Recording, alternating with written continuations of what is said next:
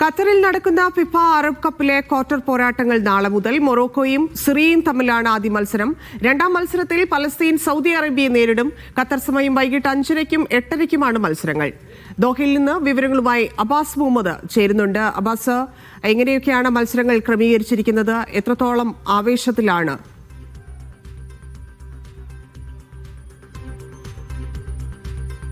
പിന്നെ FIFA Arab കപ്പിൻ്റെ ആദ്യത്തെ ക്വാർട്ടർ പോരാട്ടം മൊറോക്കോയും സിറിയയും തമ്മിലാണ്. അത് ഖലീഫ ഇന്റർനാഷണൽ സ്റ്റേഡിയത്തിലാണ് ഈ മത്സരം നടക്കുന്നത്. ഗ്രൂപ്പ് ബിയിലെ ചാമ്പ്യന്മാരായിട്ടാണ് മൊറോക്കോ എത്തുന്നതെങ്കിൽ ായിട്ട് എത്തുന്നത്.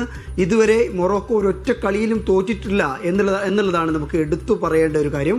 അതുകൊണ്ട് തന്നെ ഈ ഒരു മത്സരത്തിൽ, സിറിയക്കെതിരെയുള്ള മത്സരത്തിൽ ഒരു അഡ്വാൻറ്റേജ്, ഒരു എഡ്ജ് കൃത്യമായിട്ട് മൊറോക്കോ എന്ന് പറയുന്ന ആഫ്രിക്കൻ ടീമിനുണ്ട്. സിറിയ ആകട്ടെ ഒന്നാമത്തെ ഗ്രൂപ്പിൽ നിന്ന്, ഗ്രൂപ്പ് എയിൽ നിന്ന് റണ്ണേഴ്സ് അപ്പ് ആയിട്ടാണ് ക്വാർട്ടറിലേക്ക് യോഗ്യത നേടുന്നത്. ഇതാണ് ആദ്യത്തെ ഒരു മൊറോക്കോയും സിറിയയും തമ്മിലുള്ള മത്സരത്തിൻ്റെ ചിത്രം എന്ന് പറയുന്നത്. ഈ ഒരു മത്സരത്തിൽ ഒരു ഫുട്ബോളാണ്, നമുക്കൊരു എഡ്ജ് പറയാൻ പറ്റില്ലെങ്കിൽ പോലും ചരിത്രം വെച്ച് നോക്കുമ്പോൾ, ഈ ടൂർണമെന്റിലെ ഒരു ഹിസ്റ്ററി വെച്ച് നോക്കുന്ന സമയത്ത് ഒരു കളിയിലും തോറ്റിട്ടില്ല എന്നുള്ളത് ഒരു ആത്മവിശ്വാസം മൊറോക്കോയുടെ ടീമിനുണ്ടാകും.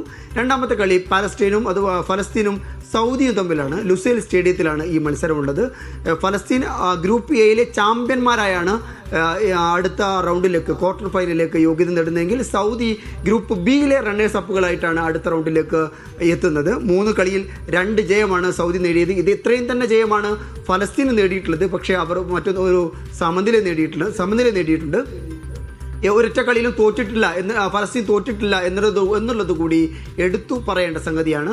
ഈ ഒരു ടൂർണമെൻറ്റിൽ ഈ ടൂർണമെൻറ്റ് ഏറ്റവും ആവേശഭരിതമാക്കുന്ന ഒരു ഫാക്ടർ എന്ന് പറയുന്നത് അത് ഫലസ്തീൻ്റെയും സിറിയയുടെയും 2 സംഘർഷങ്ങൾ കൊണ്ട്, യുദ്ധങ്ങൾ കൊണ്ട്, സ്വാസ്ഥ്യം ഇല്ലാത്ത എന്താ പറയുക, ഒരു സംഘർഷങ്ങൾ കൊണ്ടൊക്കെ, രാഷ്ട്രീയ വിഷയങ്ങളിലൊക്കെ ഇടപെട്ട് പ്രശ്നങ്ങളൊക്കെ ഉണ്ടായ 2 നാടുകൾ അവർ അടുത്ത റൗണ്ടിലേക്ക്, ഫുട്ബോളിൻ്റെ ആഹ്ലാദത്തിലേക്ക്, അടുത്ത ക്വാർട്ടർ ഫൈനലിലേക്ക് യോഗ്യത നേടുന്നുള്ളതാണ്.